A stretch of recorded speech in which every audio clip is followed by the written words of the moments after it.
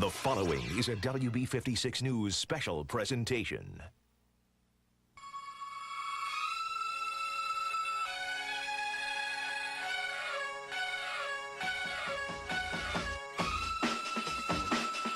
Major League Soccer has forged a 10-year tradition in America, and with that sparked a revolution in New England. The shot, he scores! From Lallis to Zenga, Parkhurst, and more. Today's makeup of stars has a tailor-made pitch of stability. With 3 straight trips to the conference finals, these footballers can't be ignored. MLS 2005 has New England revving up for a head-on flick to Frisco. The tradition of excellence continues as the Revolution begin their quest for the Cup.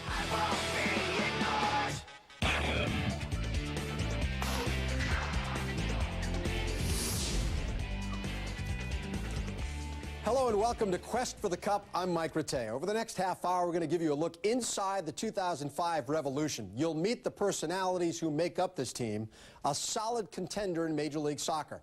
Pat Noonan and Clint Dempsey will join us in studio. Plus, the voice of the Revs, Brad Feldman, will be here as well with his thoughts. But first, a look back at the 2004 season as the Revs push forward on a whole new campaign. Once again, the Revolution have established themselves as a championship-caliber team. For the 3rd straight season, New England advanced to the conference championship game. However, the road to the Eastern Finals was as hard as an Eddie Pope slide tackle. New England, as they did in '03, kept their playoff hopes alive with a late-season rally. That may be the biggest goal of the year so far for the Revs. A 2-0 win over Dallas put New England 3 points shy of a playoff berth, where on the final day of the regular season, they knocked off Chicago 2-1, securing their 5th trip to the playoffs in club history. Next up, the Columbus Crew, owners of an 18-game unbeaten streak, as well as the best record in MLS. A daunting task, to say the least, but the Revs were up to the challenge. In Game 1 of a 2-game set, defender Avery John scored his first ever MLS goal as New England defeated the Crew 1-0. A piece of Trinidadian magic from Avery John. In Game 2, Revs goalkeeper Matt Reese saved the day, stopping not 1, but 2 penalty kicks. Revolution all-time leading scorer Taylor Twellman in the 81st minute from Andy Dorman, and MLS Rookie of the Year Clint Dempsey put the hometown 11 up 1-0. Columbus would add a stoppage time tally, but it wasn't enough as the Revs advanced to the Eastern Conference Finals 2-1 on aggregate goals.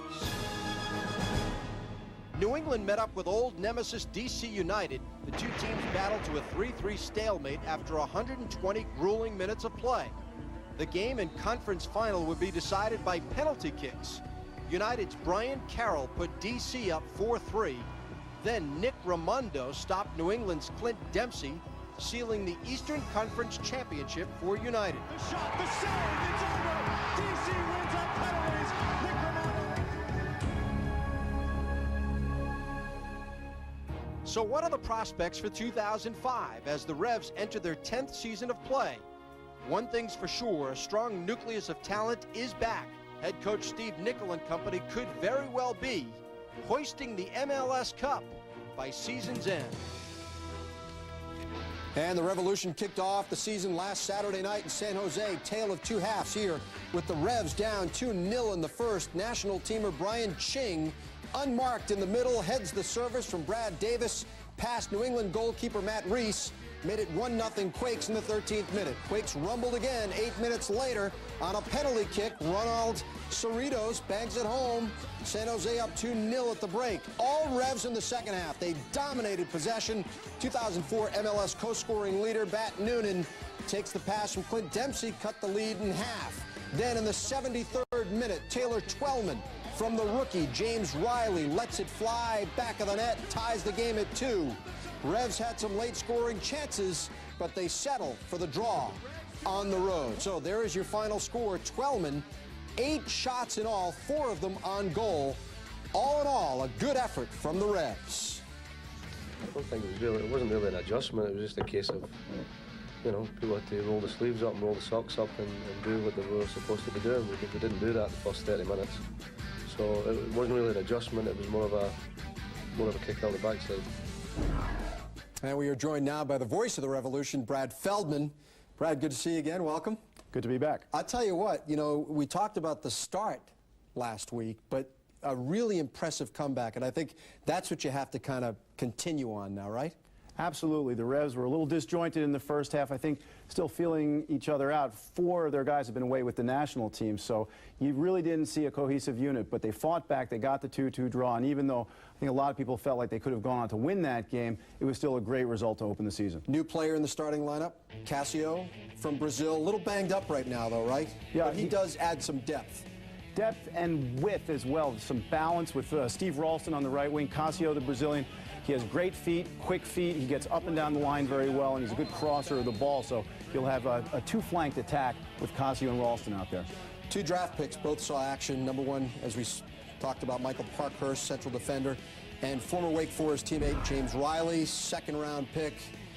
With the release of Hermosa, can Parkhurst fill the void, and your thoughts on the rookies? Well, I think they're both excellent soccer players. They're not thumping physical defenders. They're both guys who are very good on the ball, silky smooth skills. They look comfortable in an MLS environment. I thought both of them did very well, and both are potential starters for the whole season. Do you have to be careful from a coaching point of view not to put too much too fast on these guys, or does it help to just throw them right there and let them go? Well, the only way to get the experience is to put them into a game situation. You might not want to put them side by side in the back line to start with, but I think both of them are very experienced in terms of the amount they've played. They've had their eyes on professional careers, and neither of them look out of their depth so far. We have a new alignment. 2 new teams, Chivas USA and Real Salt Lake. In the Western Conference, while the Kansas City Wizards move to the East, can you talk about the new alignment and what it presents here? Well, what it means is that the Revolution will now play one of the toughest teams in the league, Kansas City, 4 times instead of 2, and the 2 expansion teams are out west. So automatically that makes the Eastern Conference the stronger of the 2 divisions in this first season where the league's gone back to 12 teams. It's not great from a Revolution perspective, but it does mean that Revs fans will get to see Kansas City one more time. It's going to be a dogfight in the East. Well, I think that's good for soccer, isn't it? I mean, I think that generates excitement. Absolutely, and it'll be interesting to see the new teams as well. Chivas USA, with the Mexican ownership, will spur a lot of interest. Real Salt Lake coming in has several former Revs on the roster, and I think it's going to be, like I say, tight. DC United's very strong again in the East, and the Metro Stars also, you know, always a tough rival. But it starts on a Saturday night when the Columbus Crew come in for a rematch of the Eastern Conference semifinal. And 10 years of the MLS. I mean, a decade of soccer. That's great. Well, I think it speaks to the longevity of the league. I think the league's established now. This Adidas deal that's pumped $150 million into the league over the next 10 years. Also, I think emphasizes that sponsors are betting long on MLS, and the Revolution look to be here to stay. That's perfect. All right, up next, young guns, Clint Dempsey and Pat.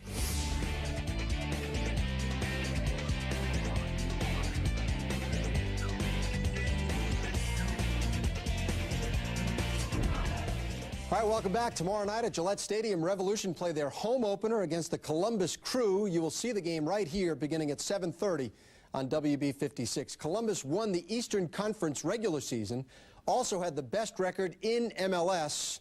This year, the Crew looking for bigger things. Now, they opened their 2005 season last Saturday at home against a talented LA Galaxy. The dynamic duo of Buttle and Razoff combined for all 3 of their goals. Edson Buttle opened each half with a goal, and the new member of the Crew, former Chicago Fire Ante Razoff, capped the scoring, 3-0 over the Galaxy. So the Revs have their hands full tomorrow night trying to stop this very explosive combination. They're going to want to exact some revenge on us for knocking them out of the playoffs last year, and you know they've added Ante Razoff up front, who's going to be with him and Edson Buttle, it's going to be a good challenge for us defensively. They're a great team. You know, obviously they won 3-0 last weekend. They can score a lot of goals, and they have experience in the back. So it's going to be a difficult game for us. We got to come prepared and be ready from the opening whistle and be able to play for 90 minutes. Okay, joining us now, 2004 co-scoring champ Pat Noonan and last year's Rookie of the Year Clint Dempsey. Guys, welcome. First out of the gate last week, and slow start, we mentioned that, but nice finish. It was obviously slow out of gate. Wasn't expected, but a couple of us had been gone, first time with the team, but at the same time, no excuses. We didn't come out ready to play, and we were fortunate, to get the 2-2 tie, but we had a great second half, and we were able to come back, which is something to look upon and take into next week. Yeah, I was going to say, I mean, these guys combined for the first goal, they sort of get things going. That was nice little spark there, wasn't it? Yeah, definitely. I mean, initially I was trying to play to Taylor Twellman, and so I played the through ball, and ended up Noonan was in a better position to continue to make his run, and put the ball in the back of the net. Well, you touched upon it. You guys have spent a good part of the offseason with the U.S. national team. How has that experience helped you guys? And Brad, I want to get your take on this as well. Well, that's obviously a great experience, and you're stepping it up a level with the best of the MLS and then the best from Europe. So combining that and then bringing that back to the Revs, it's obviously something that is going to benefit us and I think help the Revolution. But it was a great experience for myself, and I know Clint would say the same. Yeah, definitely. I mean, it just gives you more confidence going into the MLS season. I think it's pretty much the best way to train going into the MLS season because, like you said, you're playing with the best players in the MLS, and you have foreign players that are in the U.S. playing abroad. And just being able to be around them day in and day out just obviously makes you a better player and gets you more comfortable out on the field. So I think all in all, it's a good job. Brad, you have a good feel for international soccer. I mean, what's your take on this? Well, I think from a Revolution perspective, the fact that Clint Dempsey, Pat Noonan, Taylor Twellman, going backwards chronologically, the Revs' last 3 first-round draft choices are all the national team picture right now. Tells you that the Revs' technical staff are bringing in top talent. It's a great opportunity for these guys to develop and put themselves on the world stage. But the goal is for the U.S. to win the World Cup. I give a lot of credit to U.S. national team manager Bruce Arena for making good on his promise that if you succeed in MLS, that you will get a shot with the national team. Well, you guys have Columbus, and we touched on that a little bit earlier, and 2 awesome scorers, good goaltender. Tell us about these guys. Also a solid defense, and veteran Robin Fraser. I mean, this is a very, very good team. Well, definitely solid all around the field. Starting, like you said, up top with Buttle and Razov. It's a great scoring threat, and they showed it last weekend. So defensively, it'll be a tough task for us, but, I know the guys will be up for it. It starts with us up top defensively, working hard so that they don't get the ball, but, going through all the way to there, Kyle Martino in the middle of the field, great playmaker, and then in the back with, Marshall, Frazier, some veterans, and Bush and goal. So it'll be a challenge, but I think we'll be ready for it. Clint, the way you guys finished last week, the strong second half, something to build on now, right? Going into this game, and you need some confidence when you're playing a team like this. Yeah, definitely. I mean, we haven't been with each other for a while, so just getting comfortable and used to each other, I think, is going to produce better play. And I think this week definitely helped us out a lot, getting back into the mode of things. And things are looking pretty positive right now. And I'm just looking forward to this weekend. I think we're going to do a good job. So much of this is timing, getting everybody in the right position, instinct, and things like that. I mean, we see that you and Taylor have almost that sixth sense of knowing where the other guy's going to be, and you can sort of cover for each other. And I want to get into this 3-5-2 formation as well, because that's a very interesting dynamic here. Well, for one thing, Steve Nicol is a coach who chooses a system based on the personnel available, and the 3-5-2 allows the Revs to get their best 5 midfielders on the field all at once, left to right. Arguably, it's Cassio. He's new to the setup. But then you have Clint Dempsey and Shaw Reed-Joseph behind the playmaker, Jose Cancela, Ralston on the right. It means more running for the outside guys because they have to cover defensively, but it really means that Cancela is free to pull the strings, and you have a guy like Dempsey making these dribble runs from deep, and Shaw Reed-Joseph, the toughest defensive midfielder in the league, and it really gets all the talent on the field at once. What's you guys' early take on Parkhurst? Is this kid the real deal or what? You certainly hope so, because he's the center back for us right now, but I think he's done well. I mean, I've seen maybe 2 weeks of him, to be honest with you, and going into the first game against San Jose, I thought his positioning was very, very good, and it was a strong outing for a first game in the MLS. So it can only get better, I think. Right. Does this formation put more pressure on a kid like that, a young guy, a rookie coming in, as well as the rest of the team? Yeah, I think so, because you only have 3 in the back, and it's basically 3v2 marking their forwards. So they really have to be talking, really have to know what each other is doing. And having a new guy in there, sometimes it's difficult because you haven't really had that much time to play with each other. So only time will tell, but I think definitely second half we did a better job of shutting down their attack, and hopefully we can do it this weekend. All right, you guys, good luck this year, okay? We'll be watching very closely. I'm sure you guys do great. Looking forward to it. Coming up, he grew up a fan of the Revolution. Now he's living a dream. Guy we were just talking about. You'll meet Nicol Parkhurst, one of the rising stars.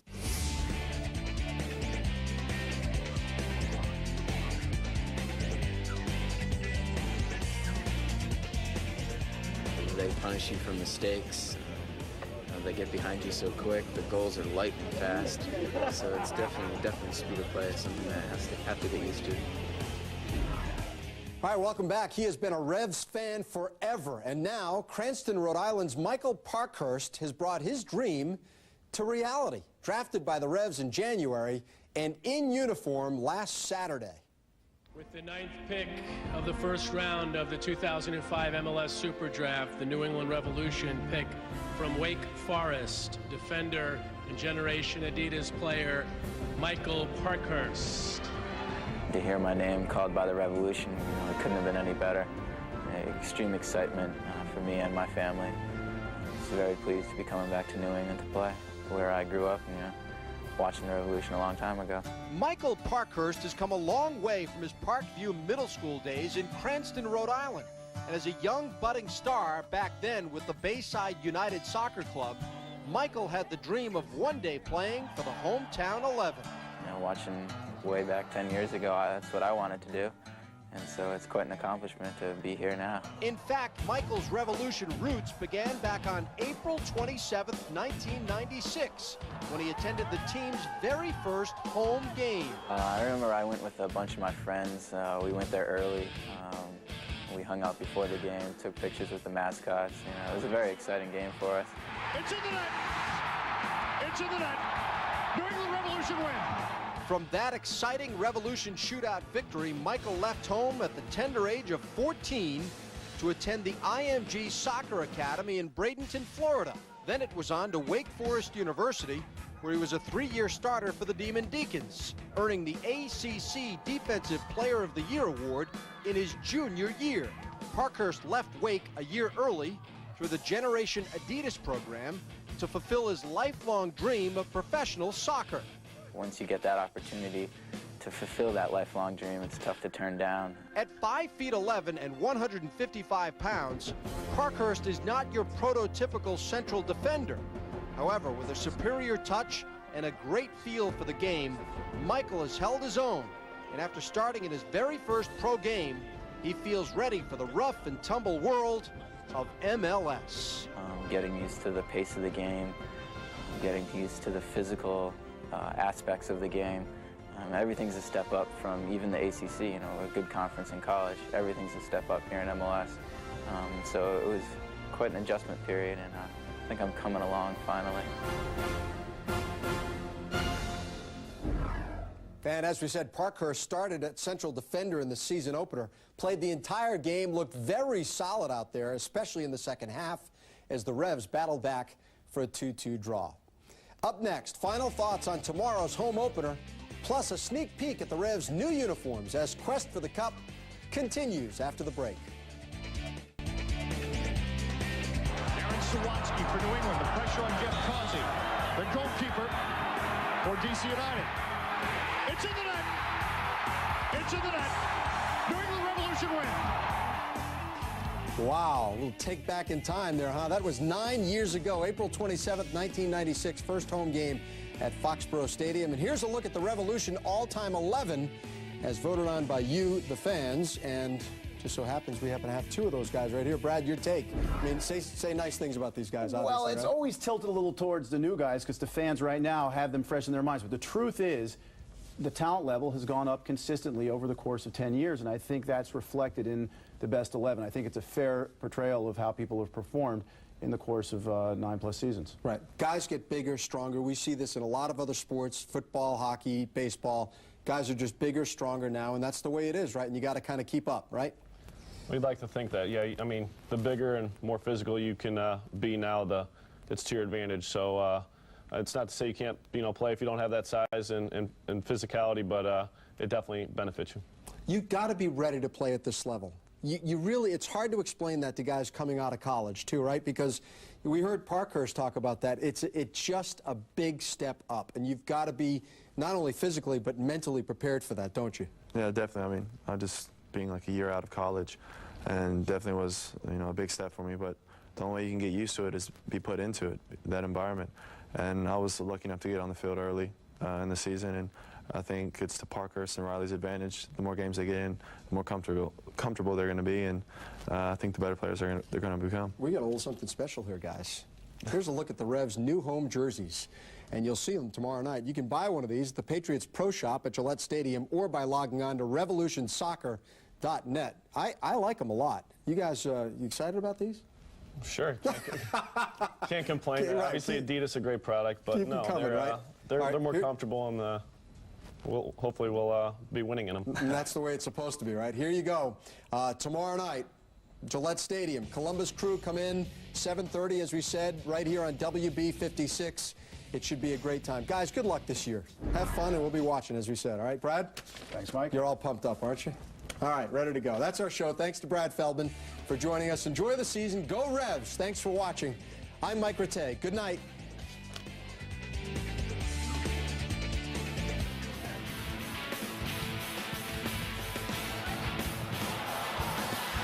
Still Welton. Then he finds a board. The cross to Ukrob. The shot. He scores! Takes a shot. It's in. Jose Cancelo with his first goal from open play. All action play by Mike Burns for the Revolution. The deep cross. Richard Howells heads it back in.